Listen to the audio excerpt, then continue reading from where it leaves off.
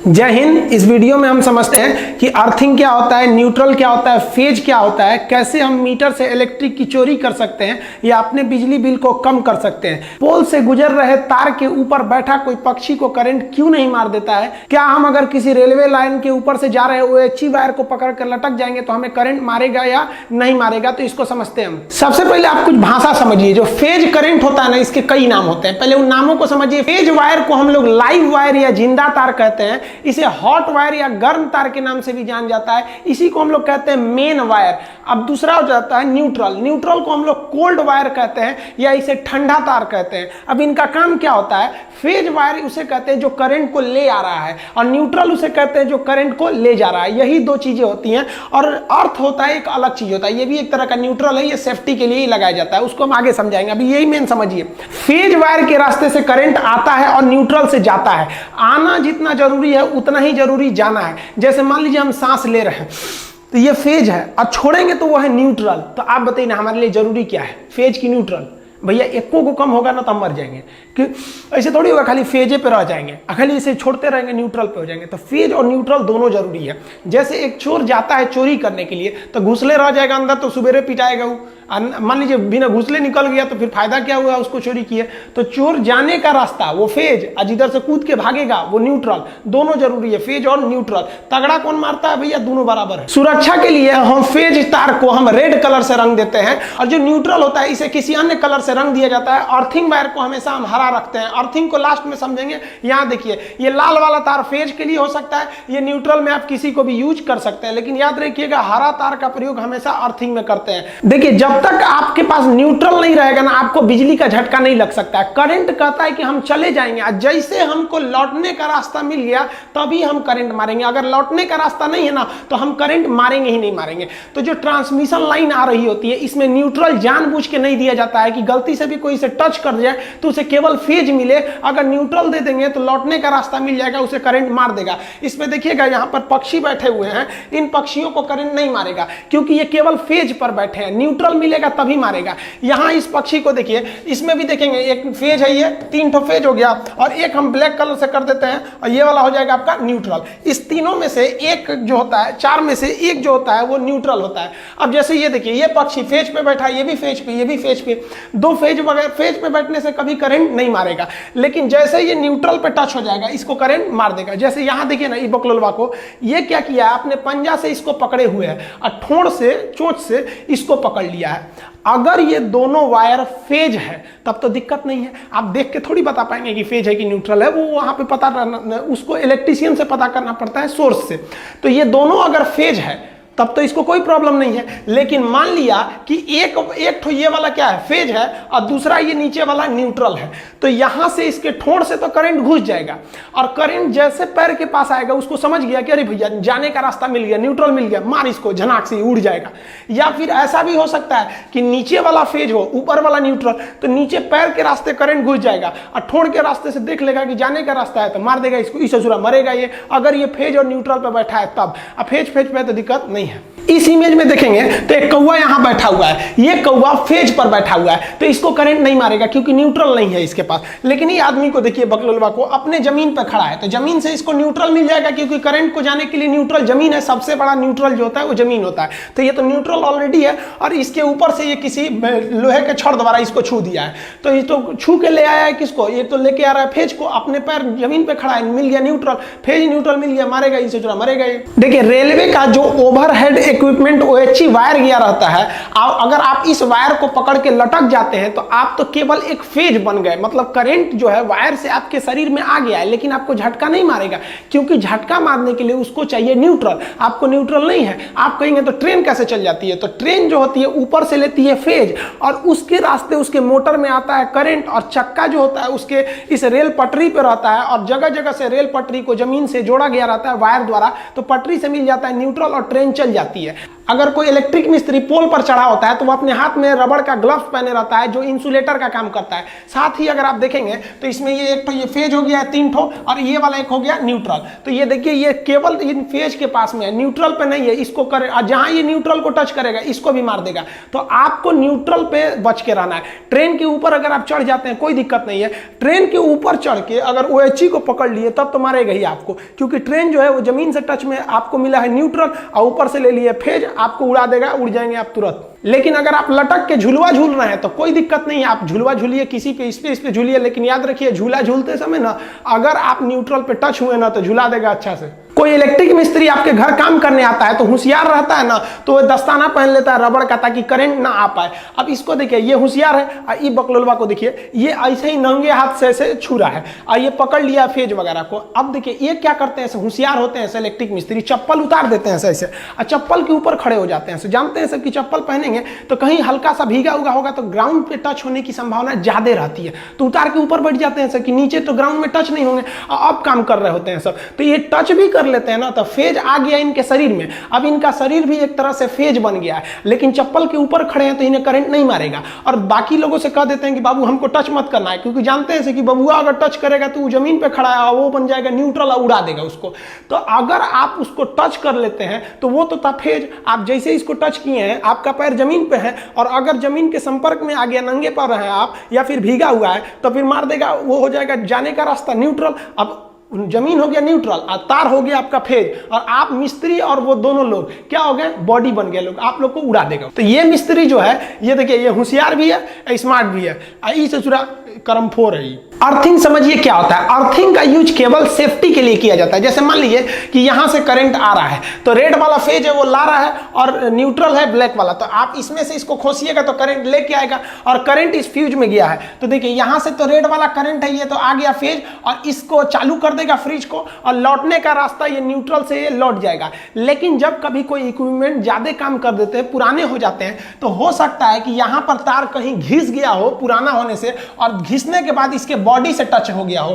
अगर इसके बॉडी से टच हो गया है तो देखिए ये आ रहा है तो फेज और लौटने के लिए न्यूट्रल भी है, लेकिन कुछ यहां लीकेज करंट भी है। सब लीकेज करंट होने की वजह से ये जो फ्रिज है ये एक तरह का आपका फेज बन गया है। अभी देखिए इसे सूरी जा रही है खोलने के लिए, जैसे खोलेगी तो ये जो है इसके पे क्या चलाएगा, करंट आ जाएगा, आई उधिया जाएगी, इसका जमीन पे पैर टच है। जूता पहनी है ये, उतार देते हैं जूता, इसका जूता उतार दिए। अब देखिए ये नीचे है, इसका तो संपर्क हो गया नीचे से, अब यहां से जो करंट आया था वो न्यूट्रल में तो चला गया, लेकिन लीकेज करंट जो था इस फ्रिज के रास्ते से इस सूरी की बॉडी में चला आया और इसका पैर नीचे था, इसलिए इसको जाने का भी रास्ता मिल गया, इसको मारेगा, ये उधिया जाएगी। तो इस लीकेज करंट से बचने के लिए हम चाहते हैं कि जिस तरह से फेज को लौटने के लिए एक न्यूट्रल था, उसी तरह लीकेज करंट को लौटने के लिए भी कोई ना कोई रास्ता होना चाहिए। तो लीकेज करंट को लौटने के लिए जो रास्ता होता है उसे हम कहते हैं अर्थिंग। जैसे मान लीजिए कि इसी फ्रिज से यहां एक वायर को ले आके जमीन में ऐसे कर देते तो वो क्या हो जाता है, अर्थिंग हो जाता है। अर्थिंग का साइन ऐसे ही बनाया जाता है, बड़ा से छोटा करते हुए जाया जाता है, अर्थिंग करंट। अब इससे क्या होगा, जो फेज आया था वो न्यूट्रल से चला गया और लीकेज करंट जो था इस फ्रिज का इस वायर के रास्ते अर्थिंग में चला जाएगा। अब आप कहेंगे कि सर तब तो हर सामान में एक उसमें खोद करिए और उसमें एक तार बांध के जगह जगह घर फोड़ के उसको अर्थिंग करिए, घरे खराब हो जाएगा ये अर्थिंग से। तो देखिए अर्थिंग सेफ्टी देता है, इसको कहां लगाया जाता है। अर्थिंग जो होता है ना, इसका जो प्रतिरोध होता है, क्वेश्चन पूछेगा कितना होना चाहिए, तो अर्थिंग का प्रतिरोध रेसिस्टेंस बहुत ही कम होना चाहिए, 8 ओम से भी कम होना चाहिए। जबकि हमारे शरीर का जो प्रतिरोध होता है, अगर शरीर भीगा है तो 1000 होता है और अगर सूखा है तो 1 लाख हो जाता है। तो यानी हमारा शरीर सूखा है तो करंट को 1 लाख से धकेलेगा और भीगा है तो 1000 से ढकेलेगा, और जो अर्थिंग होता है वो महज 8 ओम से ढकेलता है। इसलिए कोई भी कहां जाता है, प्रतिरोध मतलब होता है रुकावट, ब्रेकर। अब आप बताइए, आप गाड़ी से जा रहे हैं, एक तो ब्रेकर इतना ऊंचा है, अब बगल वाला ब्रेकर थोड़ा सा है, तो गड़िया वाला को देखते हैं मुड़ा के जाता है, कहता दूर हचका पे से कौन जाएगा। तो हमारे शरीर का प्रतिरोध यानी ब्रेकर ज्यादा हैवी होता है और अर्थिंग का ब्रेकर कम होता है, इसलिए लीकेज करंट इधर न जाके नीचे चला जाता है। अर्थिंग के लिए अर्थिंग का प्रतिरोध हमेशा कम रखा जाता है, 8 ओम से इसे नीचे रखना चाहिए। देखिए अर्थिंग को ही हम ग्राउंड कहते हैं, ये एक तरह से सेफ्टी के लिए ही यूज किया जाता है, जबकि ये एक तरह से कहिए तो जो लीकेज करंट है उसे वापस जाने के लिए रास्ता दे देता है। अर्थिंग वायर हमेशा और हमेशा हरा रंग का रहना चाहिए।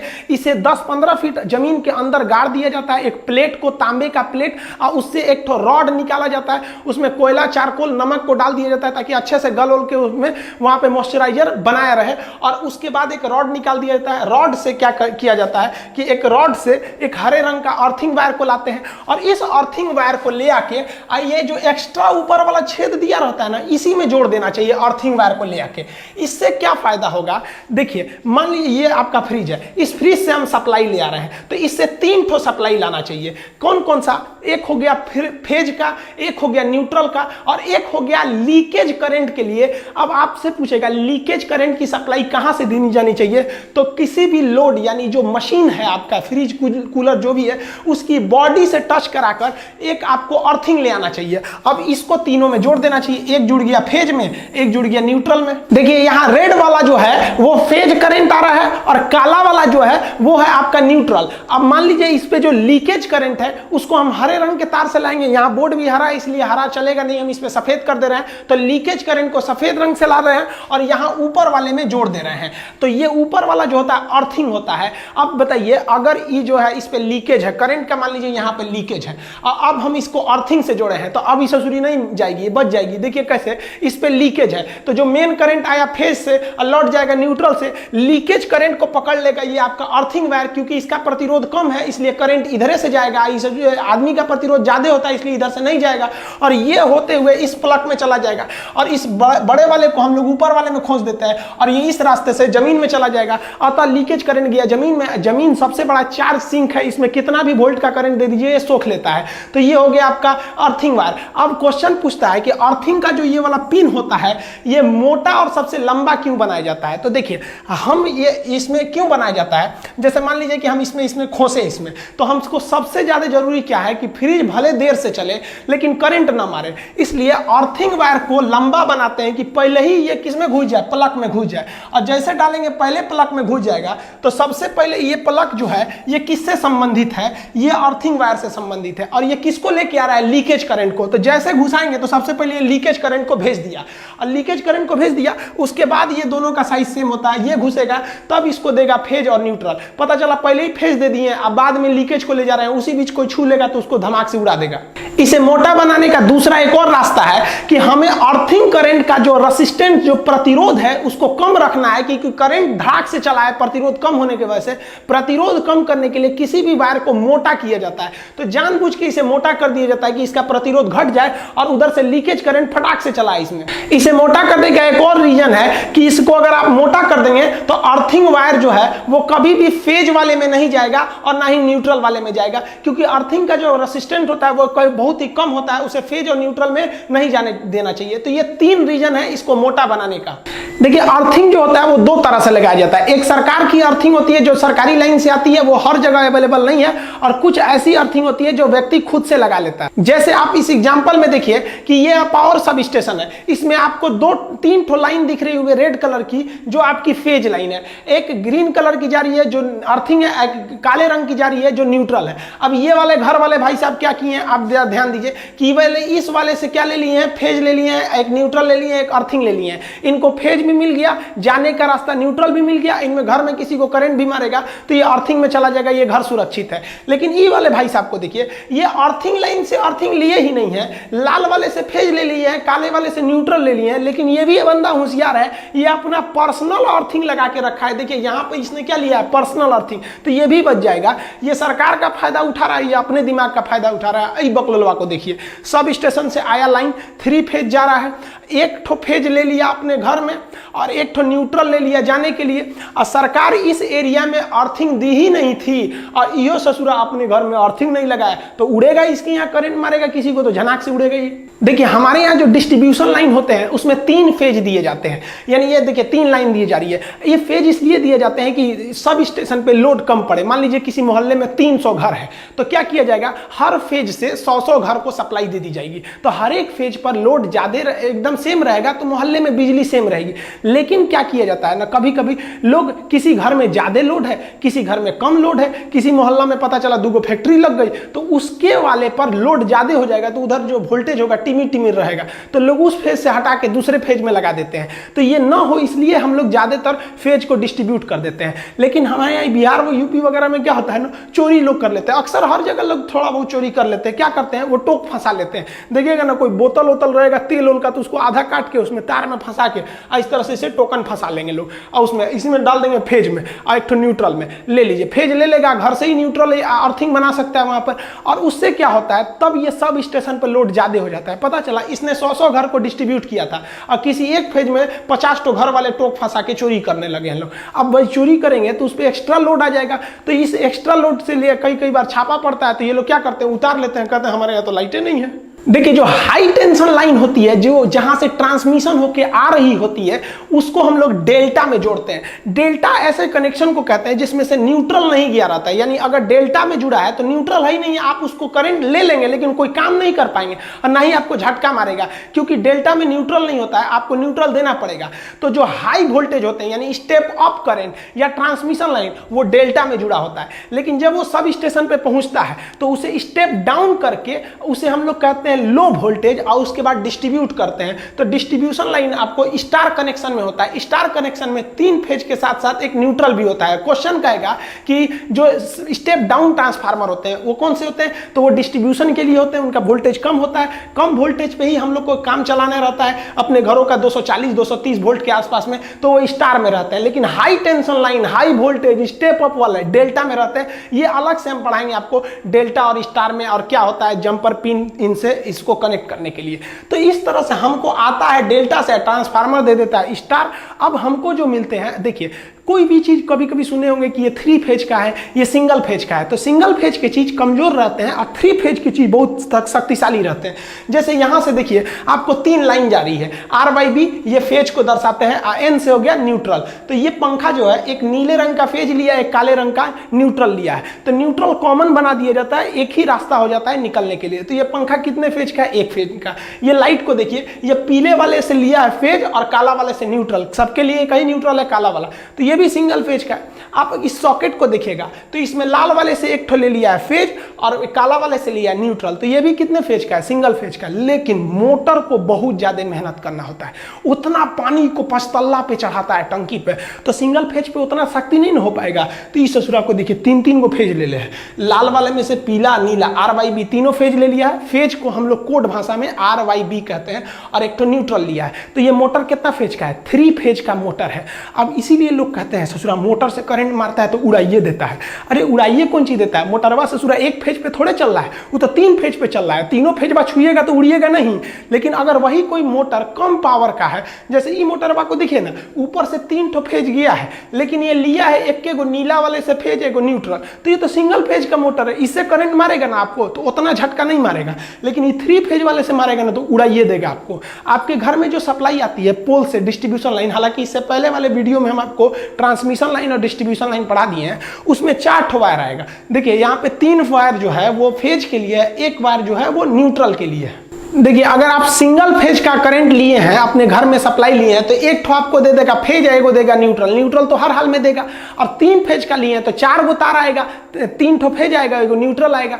तो अब आप कहेंगे कि सर हम फेज लेते हैं और जला के न्यूट्रल से भेजते हैं, तो आप जैसे मान लीजिए यहाँ से लिए पोल पे से आपके मीटर में आया है 1 फेज 1 न्यूट्रल, और इधर से निकलेगा आपके घर में 1 फेज और न्यूट्रल, तो फेज से करंट जाएगा, न्यूट्रल से आएगा, मीटर को होते हुए पोल पे जाएगा। आप सोचेंगे ससुरा पोलवा पे से कहाँ चल जाता है, तो पोल पे से वो जाता है ट्रांसफार्मर के पास, और ट्रांसफार्मर में एक तार द्वारा उसे ग्राउंड करके अंदर भेज दिया जाता है। तो न्यूट्रल और ग्राउंडिंग में ज्यादा का अंतर नहीं है, ये अपने घर नहीं ले जाता है, वही ट्रांसफार्मर तक ले जाता है, वहां से ग्राउंड कर देता है। अब बिजली चोरी कैसे करते हैं लोग, देखिए मान लीजिए आपका सिंगल फेज का मीटर है, तो 1 फेज ले लिए, 1 न्यूट्रल ले लिए, तो ये इनपुट है, आउटपुट आपके घर में जाएगा 1 फेज 1 न्यूट्रल। तो चोरी करने वाला क्या करता है कि यहां से फेज ले जाता है और न्यूट्रल को बीच में रोक देता है, किसी कमरा के पास जाके न्यूट्रल को काट के टेप चिपका देता है। तो करंट तो इधर से गया, ये फिर चलेगा, नहीं चलेगा, क्योंकि केवल फेज मिल रहा है। पंखा चलेगा, फेज मिल रहा है, लेकिन ये ससुरा होशियारी कर देता है, यहां से इसको ले जाके एक इधर से ना अर्थिंग जोड़ देता है। अब बताइए, जाने का रास्ते को ही ना न्यूट्रल कहते हैं, तो आया फेज और न्यूट्रल ना जाके ग्राउंड में चला गया, तो ये पंखवा तो चलिए जाएगा, उस ससुरा को सेफ्टियो मिल जाएगा, चलियो जाएगा। तो इससे जो है मीटर की रीडिंग नहीं उठ पाती थी। अब मीटर लोग खूब लगा देते थे, अब बिजली नहीं आता था, तो सरकार इससे परेशान थी, तो सरकार ने ना उसकी जगह पे ले दिया डिजिटल मीटर। अब अगर आप डिजिटल मीटर लगा देंगे और सोचेंगे कि इस तरह से बीच में न्यूट्रल को काट के बाईपास कर दे हम, किसके थ्रू, अर्थ के थ्रू, तो इस ससुरा जो है ना, इस पे जब रीडिंग लेने आएगा तो इस पे बटन होता है, कोंचता है, जो देखता है कितना वोल्टेज उठा रहे हैं, कितना एम्पियर उठा रहे हैं, कितना बिल आया है, तो उसमें वो बता देगा कि ससुरा न्यूट्रलवा काट दिया है, क्योंकि करंट जा रहा है, आ नहीं रहा है, फाइन मारिए इस पे, तो उल्टा और फंस जाइएगा। तो ये वाला जमाना ये उस मोटर पे रहता था जिसमें एगो पट्टी घूमती थी, लेकिन ये डिजिटल में ये काम नहीं आएगा। तो अभी के समय बिजली बिल को कम करने के लिए हावेल्स या बड़ी बड़ी कंपनियों का पावर सेविंग यूनिट आता है। आप एक मशीन टाइप का होता है, इसे लगा दीजिएगा तो ये बिजली को कम कर देता है। ये कैसे कम करता है? तो एक्चुअली ये पावर फैक्टर को 0.8 से ऊपर बढ़ा देता है, यानी लगभग 1 के करीब ले जाता है पावर फैक्टर को, जिससे बिजली बच जाती है। अब ये पावर फैक्टर समझिए, देखिए पावर फैक्टर जो होता है सबसे बेस्ट पावर फैक्टर 1 को माना जाता है, 1। लेकिन पावर फैक्टर आपके घर में 1 नहीं रह पाता है, 1 से कम रहता है।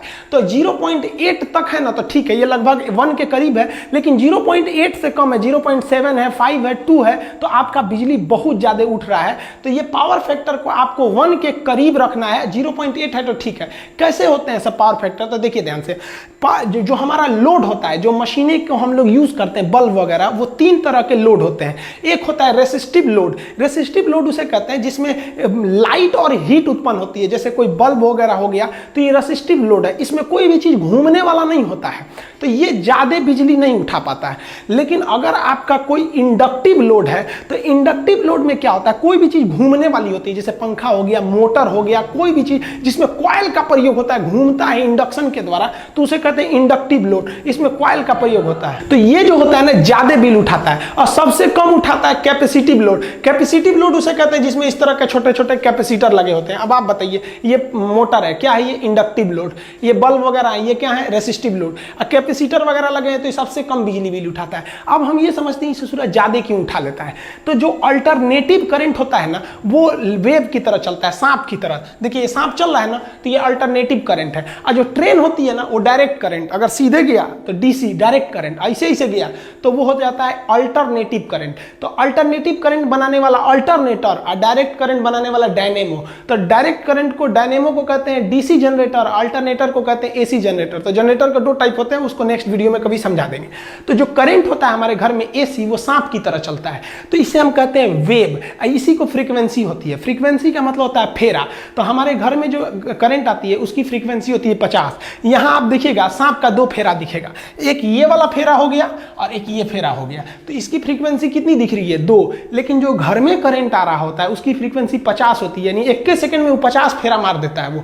तो जो कभी देखिए, इसमें भी जो करंट आता है हमारे घर में, उसमें 2 चीजें होती है। एक होती है वोल्टेज, यानी जो प्रेशर जो बिजली को ढकेल रहा है, और एक करंट जो इलेक्ट्रॉन आ रहे हैं। तो करंट होता है और जो वोल्टेज होता है, उन दोनों का जो टर्म है, जो फेरा है, वो जो वेव है, वो 1 के ऊपर 1 रहना चाहिए, तभी अच्छा माना जाता है। तो जितने भी रेसिस्टिव आपके लोड होते हैं या कैपेसिटिव लोड होते हैं, इसमें देखिए यहाँ हम काले रंग से बना दिए हैं वोल्टेज और लाल रंग से बना दिए हैं आपका करंट। तो ये दोनों एक ही पर होते हैं, इसलिए आपका जो होता है पावर फैक्टर वो सेम होता है। इसलिए ऊपर नीचे रखिएगा तो कट के 1 आ जाता है, इसलिए इससे अच्छा माना जाता है, इसे भी अच्छा माना जाता है। लेकिन जब आप कभी कॉइल को लगाते हैं, यानी इंडक्टिव लोड को लगाते हैं, मोटर फैन वगैरह को, तो इसमें पंखा जो घूमने लगता है ना, तो ये करंट को रोक लेता है। तो जिस वजह से इसका ग्राफ ऐसे बनता है, काला वाला मतलब वोल्टेज, वोल्टेज का ग्राफ आगे चला जाता है और करंट पीछे रह जाता है। तो वोल्टेज आगे चला गया, करंट पीछे रह गया, तो करंट को ऊपर रख के वोल्टेज से डिवाइड करेंगे तो पॉइंट में चला आता है।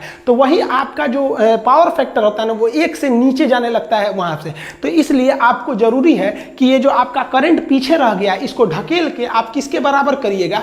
आप वोल्टेज के बराबर कीजिएगा। लेकिन इस अधूरा होगा ही नहीं, क्योंकि मोटरवा जब चलेगा तो करंटवा पीछे ही रह जाएगा, वोल्टेजवा आगे चल जाएगा। तो इसका एक रास्ता है, जैसे मान लीजिए किसी 2 आदमी को एक जगह पे पहुंचना है 10 किलोमीटर की दूरी पर, एगो तेज दौड़ने वाला, एगो धीमा दौड़ने दौड़ने वाला है। तो एक काम कीजिए ना, अगर साथे पहुंचाना है तो धीमे दौड़ने वाले को पहले ही दौड़ा दीजिए, दौड़ जोरे, और उसके आधा घंटा बाद दूसरा को छोड़िए। तो यही काम करता है ये हावेल्स का जो मशीन है, कई कंपनियों के आते हैं एंकर वगैरह के, पावर सेविंग मशीन। ये क्या करता है, जैसे इसको लगा देंगे ना, जैसे मोटर ऑन करेंगे तो वो करंट को ढकेल के बहुत आगे भेज देता है, कहता है भाग जाओ तुम भाग जाओ, और उसके बाद पीछे से वोल्टेज को छोड़ता है। तो करंट का स्पीड धीमा था, वो धीरे धीरे जा रहा था, वोल्टेज पकड़ के उसको एक ही वेव बना देता है, जिस वजह से हमारा पावर फैक्टर लगभग 1 के करीब आ जाता है और हमें बिजली की बहुत ही ज्यादा बचत हो जाती है। आई होप आप समझ गए होंगे।